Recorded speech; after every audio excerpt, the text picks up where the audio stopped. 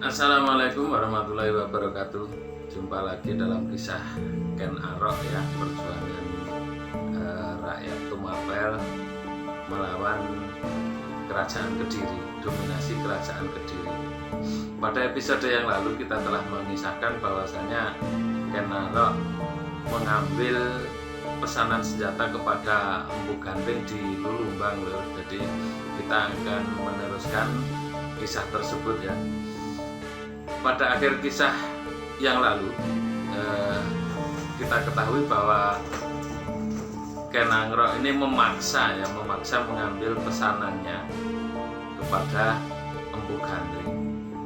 Terjadi tragedi lur di situ itu. Jadi seperti kita kisahkan, akhirnya Ken Arok ini membunuh Empu Gandring ini dengan berbagai alasan yang mungkin hanya dia yang tahu, karena rentang waktu yang cukup panjang membuat sejarah ini menjadi sedikit bias lur. Dulur-dulur kabeh, untuk apa Ken Arok ini mengambil senjata yang belum jadi, istilahnya belum waktunya ya, dia memaksa mengambil. Ternyata dia memiliki sebuah rencana lur. Karena eskalasi politik saat itu seperti orang berpacu. Jadi keputusan Raja Kediri, kemudian yang harus dia pertimbangkan hal lain adalah pengetahuan Tunggul Ametung. Jadi jangan sampai informasi yang akan diambil oleh dari kerajaan Kediri ini lebih dahulu diketahui oleh Tunggul Ametung gitu. Maka Ken Arok ini hanya memiliki deadline waktu yang sedikit gitu loh. Jadi dia berpacu dengan situasi politik saat itu. Jika Tunggul Ametung ini melangkah lebih dahulu, maka sia-sia usaha dari Ken Arok ini loh. Karena banyak elemen yang akan dia manfaatkan itu nanti keburu diketahui oleh Tunggul Ametung gitu ya. Elemen yang dia butuhkan itu apa? Salah satunya adalah adanya kelompok Sandi Yuda Kebo Ijo. Nah, ini yang dikirim oleh Raja Kediri untuk meredam atau mengatasi permasalahan yang ada di Tumapel, terutama yang ditimbulkan oleh Tunggul Ametung ini gitu loh. Maka sebelum hal itu terjadi, maka Ken Arok ini segera mengambil keputusan untuk melangkah lebih dahulu. Teman-teman semua, segera setelah Ken Arok ini mengambil pusaka dari yang dia pesan dari Empu Gandring ini, maka ditunjukkannya kepada teman-temannya yang dia adalah anggota dari Sandi Yuda Kerajaan Kediri tadi loh, yaitu kelompok Sandi Yuda Kebo Ijo. Nah, dengan kepintarannya saat itu, maka senjata yang dibuat oleh Empu Gandring ini dibumbu-bumbui ya oleh Ken Arok ini, dibumbu-bumbui tentang kehebatannya, bagusnya dan lain sebagainya. Dan memang terbukti loh. Maksudnya terbukti apa? Sebelum diserahkan kepada teman-temannya dari kelompok Sandi Yuda Kebo Ijo ini, Ken Arok itu mempraktekkan gitu loh, ini senjata saya bagus kayak gini, ini bisa untuk menghancurkan batu. Dicobanya juga, nalarnya seperti itu. Kemudian dipakai untuk memotong besi dan lain sebagainya. Karena dia sendiri tahu kualitasnya loh. Pada saat di tempat Empu Gandring itu, bahkan waktu lumpang yang biasa dipakai untuk merendam besi yang habis dibakar, itu dihantamnya pakai keris itu aja hancur. Kemudian paron yang dipakai untuk menempa itu dihantamnya juga hancur. Maka dia dengan pedenya ya, dengan percaya dirinya mencoba itu dengan kepada batu. Maka memang batu itu hancur gitu loh. Dan orang-orang dari Sandi Yuda ini begitu tertarik ya dengan senjata yang ampuh ini gitu loh. Maka tanpa kesulitan Ken Arok ini berhasil memindah tangankan senjata yang dipesan itu untuk menggantikan senjata-senjata yang dipakai oleh Sandi Yuda Kebo Ijo gitu.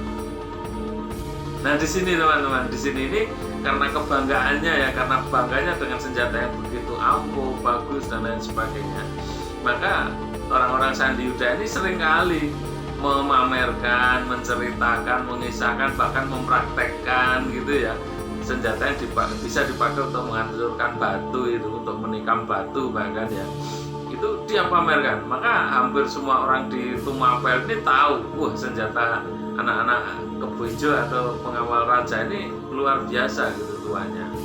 Semua orang tahu gitu.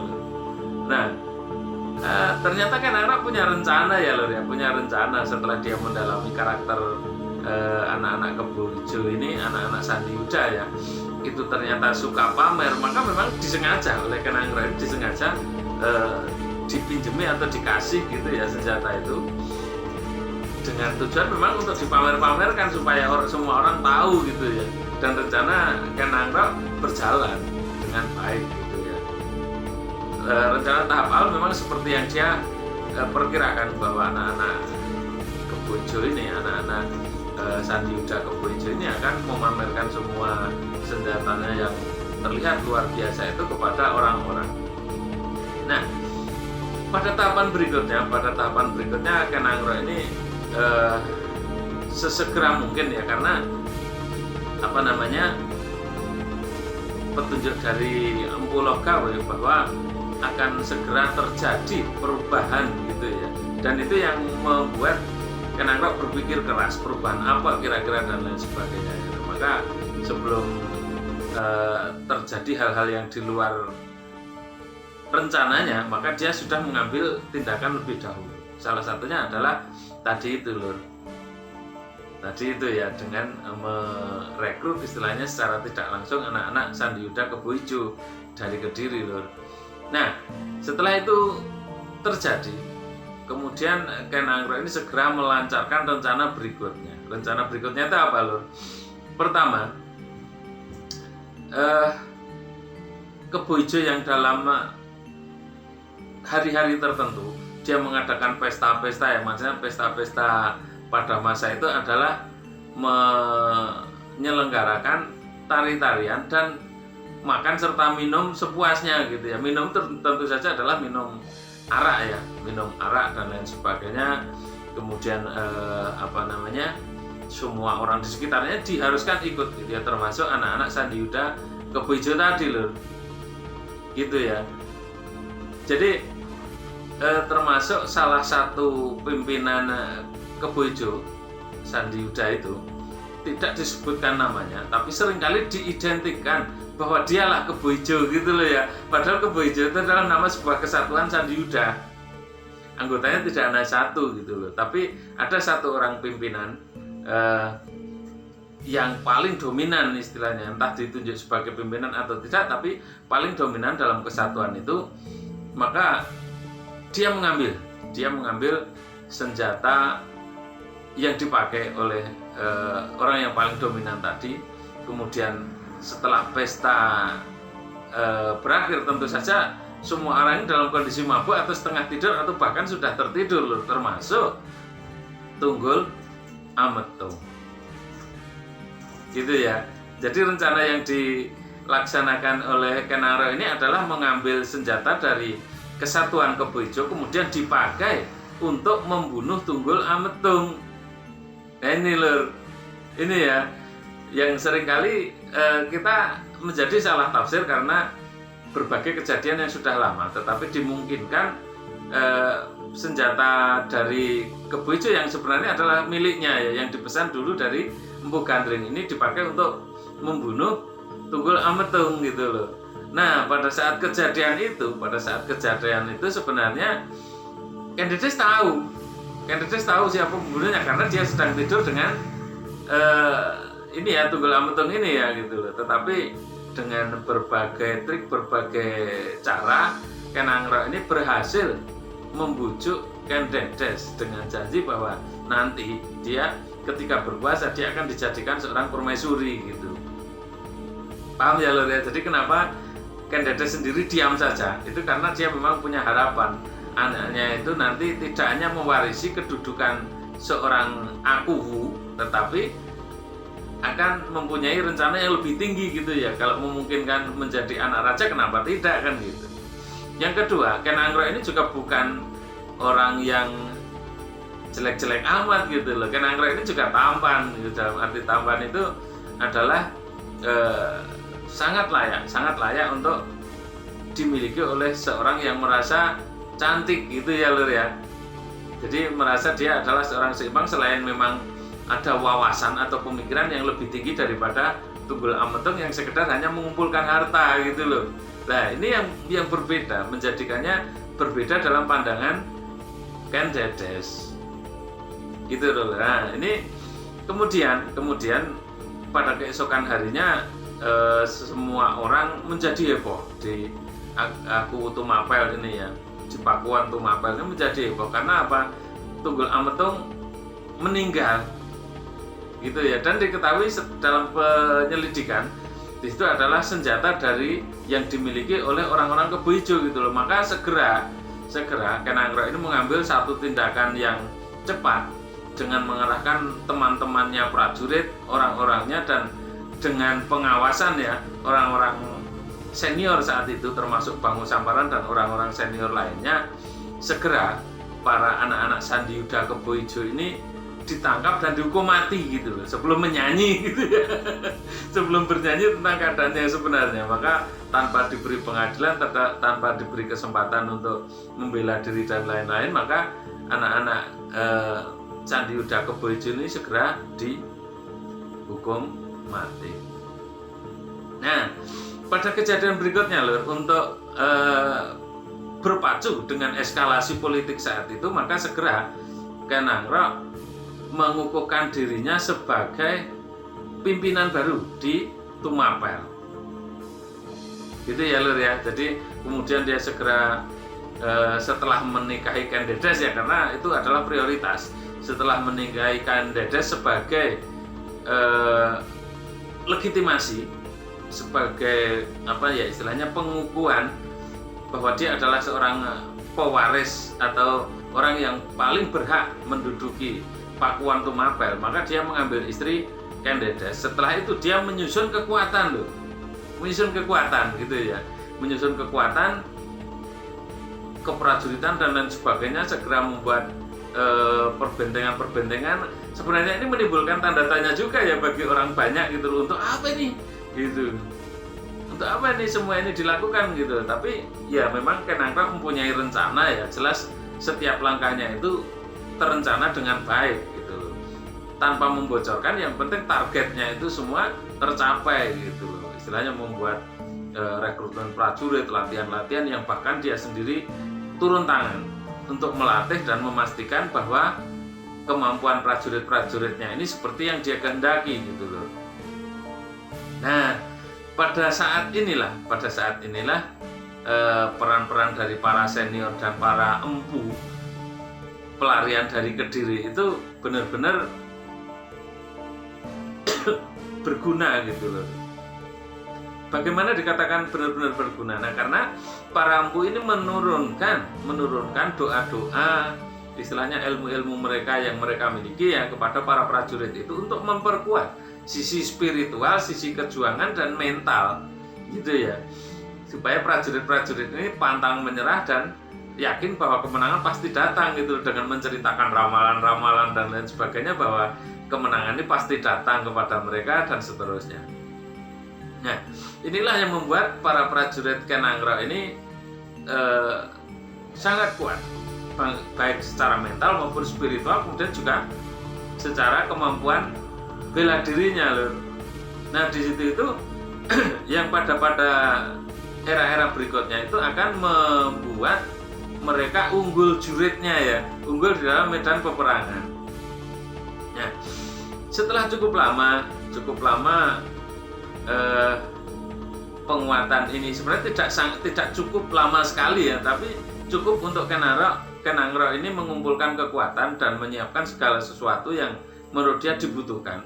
Segera setelah itu Raja Kertajaya dari Kediri ini mendengar kematian Tunggul Ametung dan lain sebagainya. Kemudian para Sandi Yudanya ini mungkin ada yang lolos, sehingga melaporkan keadaan di Tumapel ini kepada Raja Kediri, kepada Kertajaya. Oleh karena itu kemudian Kertajaya sendiri segera menyiapkan pasukan gitu ya, menyiapkan pasukan gitu loh, untuk menumpas istilahnya sebelum pemberontakan yang sebelum terjadi gitu loh. Kenapa ya? Sandi Yuda tadi melaporkan bahwa ada persiapan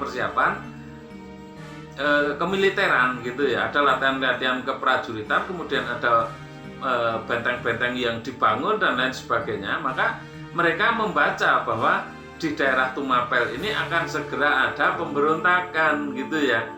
Apalagi jauh-jauh sebelumnya itu Raja Kediri juga sudah mendengar bahwa daerah di situ memang bergolak gitu ya. Maksudnya bergolak itu kondisinya tidak aman damai seperti tempat lain loh. Di situ ada semacam pergerakan-pergerakan yang tersamarkan dalam perampokan-perampokan, pencurian dan lain sebagainya, seolah-olah dibaca seolah-olah terorganisir gitu loh. Maka Kediri ini, Prabu Kertajaya ini segera menyiapkan tadi itu Sandi Yuda ke Bojo untuk menyelidiki, atau bahasa lebih tingginya adalah mungkin menyelesaikan gitu ya, menyelesaikan atau mengatasi permasalahan yang timbul di Tumapel. Yang namanya kebetulan itu tidak kita yang bikin ya lho. Jadi ya kebetulan sekali orang-orang Sandi Yuda itu begitu menikmati perannya, maksudnya peran yang diterima dari Tunggul Ametung ini lho, sehingga mereka tidak segera menyusun laporan, membuat laporan kepada Kediri bahwa keadaan sudah genting dan lain sebagainya. Jadi anak-anak Kebojo ini menikmati posisi yang diberikan oleh Ken Anggro gitu loh. Aneh ini ya, aneh sekali.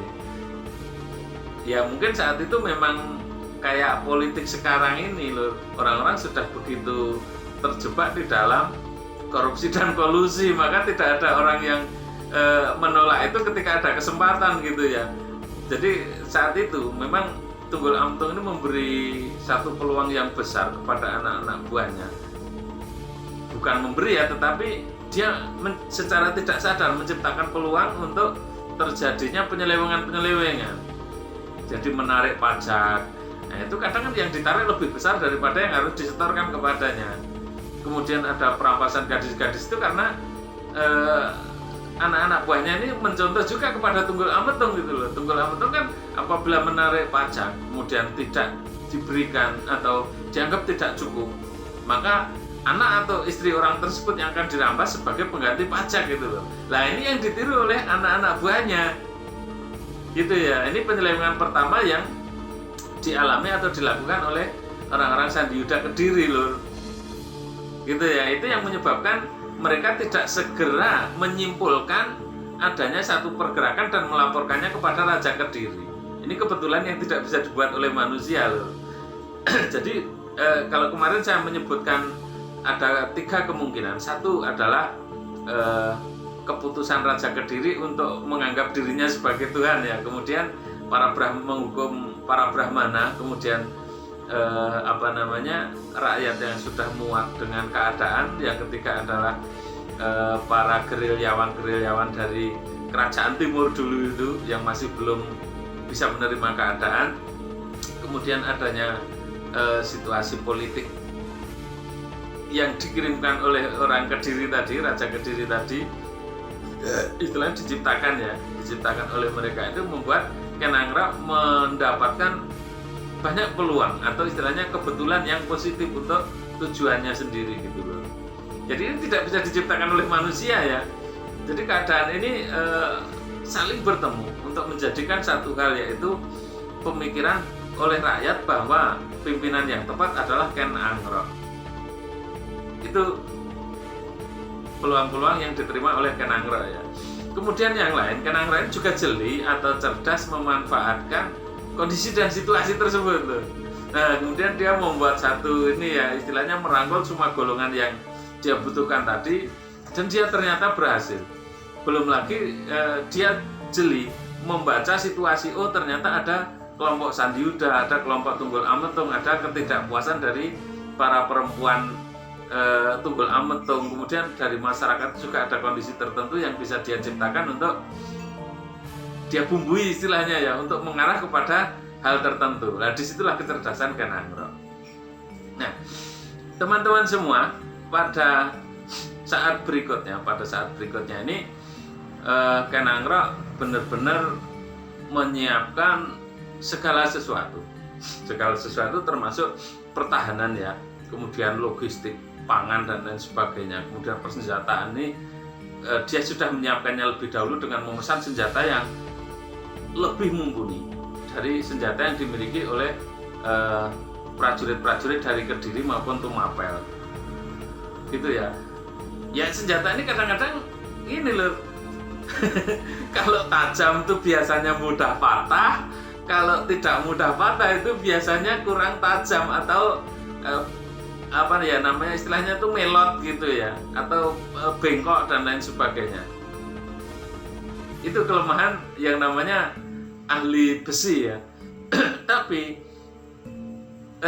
Empu Gandring ini berhasil mengatasi itu semua. Dia berhasil menciptakan satu senjata yang kuat, tidak mudah bengkok atau meleot ya, tapi juga tidak mudah patah.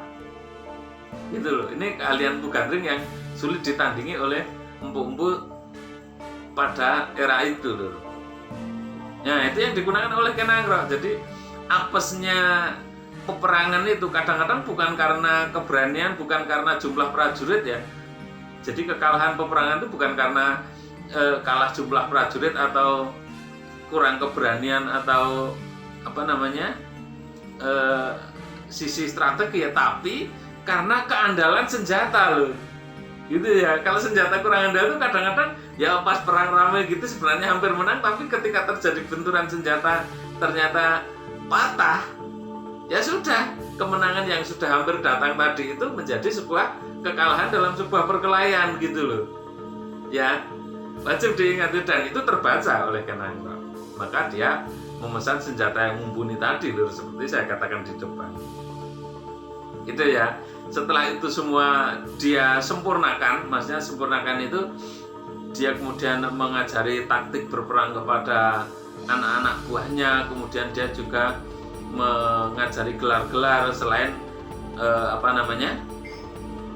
keterampilan secara pribadi ya, keterampilan bela diri secara pribadi ditingkatkan sehingga setara dengan pasukan khusus istilahnya. Maka dia benar-benar sempurna dengan keadaannya itu. Perbentengan juga sudah disempurnakan sedemikian rupa, jebakan-jebakan, kemudian paret-paret yang dipakai sebagai penghalang dan lain sebagainya. Kemudian dari sisi infanteri dia juga sudah menyiapkan kuda-kuda yang baik. Kemudian dia sudah memesan gajah, bahkan ya gajah-gajah sebagai tunggangan perang para panglima prajurit nanti gitu. Nah, nanti akan segera terjadi benturan loh. Nanti akan segera terjadi benturan karena Raja Kertajaya itu juga sudah mencium hal tersebut. Jadi Raja Kertajaya di Kediri ini setelah mendengar informasi dari para telek sandi, para sandi Yuda yang dia kirim ke Tumapel, maka dia segera mengadakan persiapan-persiapan. Ya, persiapan itu kalau prajurit sudah pasti siap ya. Namanya sebuah kerajaan besar dan cukup lama berdiri, itu pasti segala sesuatunya sudah siap gitu. Tetapi yang namanya memulai sebuah peperangan itu enggak sekaligus mengirimkan pasukan besar terus langsung menyerang gitu, enggak loh. Maka dikirimkannya pasukan istilahnya Jalayuda ya. Jalayuda itu hampir seperti pasukan Telek Sandi, tetapi kalau Telek Sandi itu tidak mempunyai perintah untuk mengatasi dengan cara perang gitu ya. Tetapi kalau Jalayuda ini mereka mempunyai Purbawaseso gitu ya, istilah mempunyai wewenang untuk mengatasi jika memang diperlukan. Maka beberapa kelompok Jalayuda ini segera dikirimkan oleh Kertajaya menuju ke Tumapel gitu ya. Tetapi yang memang segala sesuatunya Ken Anggro ini sudah mulai mencium gelagat atau sudah memperkirakan gelagat-gelagat yang akan timbul, maka dia pun menyebar pasukan serupa, menyebar pasukan kelompok serupa gitu ya. Jadi beberapa orang yang mencurigakan itu ditangkap dan lain sebagainya, karena ya dulu memang tidak banyak sih orang dari luar yang menuju ke Tumapel ini, tiba-tiba banyak gitu ya. Maksudnya dengan berbagai motif, dan ini terindikasi bahwa mereka semua sebenarnya adalah pasukan Sandiyuda atau Jalayuda.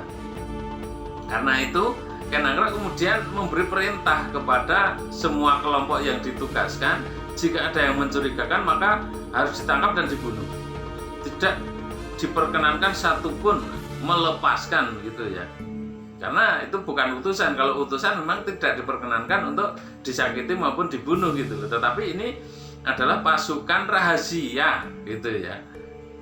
Bukan hanya Sandiyuda tetapi Jalayuda. Jalayuda itu istilahnya adalah pasukan penjaring mata-mata musuh gitu loh. Kemudian Ken Anggrak juga mengeluarkan pasukan serupa, pasukan Jalayuda. Maka di situ akhirnya terjadi peperangan kecil-kecilan antar kelompok gitu ya. Kelompok demi kelompok itu ketahuan dan terjadi bentrok, akhirnya terjadi kematian-kematian dalam kelompok-kelompok tersebut, karena memang pasukan dari Ken Anggrak ini sudah sangat mumpuni loh. Selain unggul dalam persenjataan, keahlian mereka berkelahi atau kanuragan mereka juga lebih unggul dari pasukan Kediri yang dalam waktu ini sudah cukup lama beristirahat loh. Otomatis terjadi juga penurunan kualitas pasukan gitu loh ya. Karena lama di Kediri ini tidak terjadi pergolakan dan lain sebagainya, sehingga kemampuan pasukannya menurun dan senjatanya juga sudah tidak dalam kondisi fit gitu ya. Sebagian mungkin sudah berkarat, mungkin sudah landaiannya mungkin hampir copot atau rapuh dan lain sebagainya. Ini terjadi loh, ketika dibawa ke peperangan ini sebagian besar mengalami kendala pada senjatanya gitu ya. Jadi senjata ini istilahnya bermasalah ketika digunakan di medan perang gitu ya. Itu yang menyebabkan kekalahan pasukan Jalayuda dari Kediri loh. Gitu. Maka pasukan-pasukan kecil itu hampir seluruhnya dimenangkan oleh Ken Anggrak. Gitu ya. Jadi pasukan-pasukan dari Kediri ini hampir seluruhnya tertangkap, tetapi tentu saja pasti ada 1-2 yang bisa lolos gitu loh. Padahal perintahnya memang untuk menangkap semuanya, tetapi ya namanya manusia pasti punya kelemahan. Di sisi lain pasukan Kediri juga punya keahlian, sehingga salah satu atau beberapa itu bisa melarikan diri untuk kembali ke Kediri dan melaporkan keadaan yang sudah sedemikian rupa gitu. Sudah telat untuk sudah telat untuk sebuah persiapan peperangan gitu ya. Karena di Tumapel sudah sangat siap sekarang ini. Bahkan mereka sudah menyiapkan persenjataan yang jauh lebih baik daripada pasukan Kediri. Nah, itu dilaporkan kepada pasukan Kediri loh, kepada penguasa Kediri, yaitu Prabu Kertajaya. Maka sangat marah gitu ya. Prabu Kertajaya ini sangat marah. Sebenarnya pada saat tim Jalayuda itu melaporkan, Prabu Kertajaya sedang memamerkan kemampuannya loh. Prabu Kertajaya ini dia berdiri di atas 2 tombak yang berdiri juga gitu loh. Jadi berdiri di atas lancipannya tombak yang dibalik gitu loh. Dia berdiri seharian memamerkan kemampuannya, kesaktiannya itu kepada orang-orang di Kediri gitu loh. Itu untuk memperkuat image-nya bahwa dia mengaku sebagai dewa gitu loh. Dia tidak mati oleh gaman, dia kebal dan lain sebagainya. Kadang-kadang dia tidur di atas anak panah yang ditancapkan berbalik. Untuk apa? Ya sekali lagi itu adalah untuk mensugesti kepada orang-orang Kediri bahwa dia adalah seorang dewa.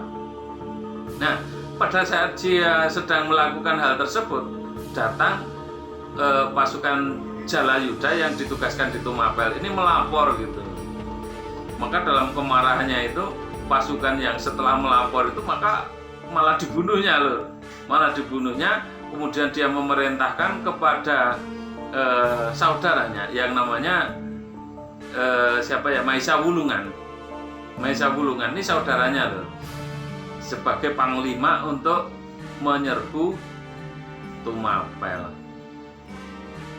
Ya, bagaimana persiapan Maisa Wulungan untuk menyerbu Tumapel dan bagaimana jalannya pertempuran yang akan terjadi, jalur mana yang akan dilewati dan lain sebagainya akan kita lanjutkan di video kita selanjutnya.